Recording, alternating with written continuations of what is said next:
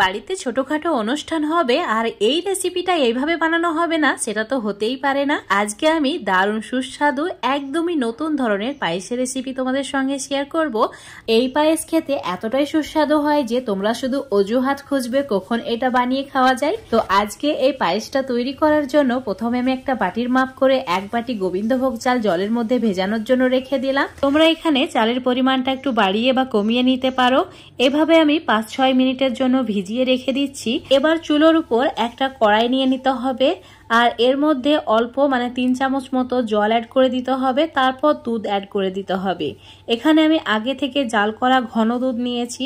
দুধের পরিমাণটা যতটুকু চাল নেবে তার 10 গুণ বেশি নিতে হবে, একটু বেশি পরিমাণেই দুধ নেওয়ার চেষ্টা করবে, তাহলে পায়েসটা খেতে খুবই সুস্বাদু হবে। দুধের মধ্যে 1টি তেজপাতা 2 টুকরো করে অ্যাড করেছি, তার সঙ্গে 3টি এলাচ ফাটিয়ে নিয়ে অ্যাড করেছি। দুধ প্রায় 3-4 মিনিট ধরে আমি ফুটিয়ে নিয়েছি। এবার এর মধ্যে আগে থেকে ভেজানো চালটা অ্যাড করে দিতে হবে আর চাল ভালোভাবে পরিষ্কার করে ধুয়ে নিয়ে তারপর অ্যাড করবে। এবার অনবরত নাড়াচাড়া করে প্রায় 2-3 মিনিট এভাবে জাল করে নিতে হবে।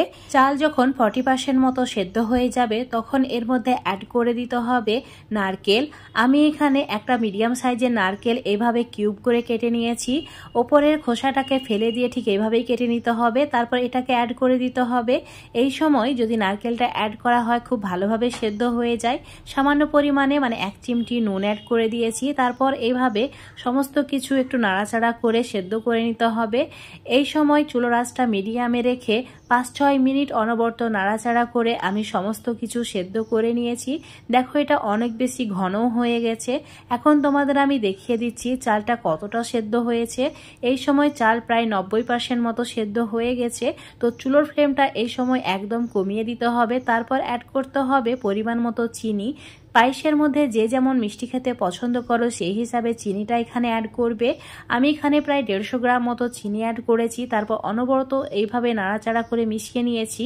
এবার চুলোর ফ্লেম মিডিয়াম করে দিতে হবে।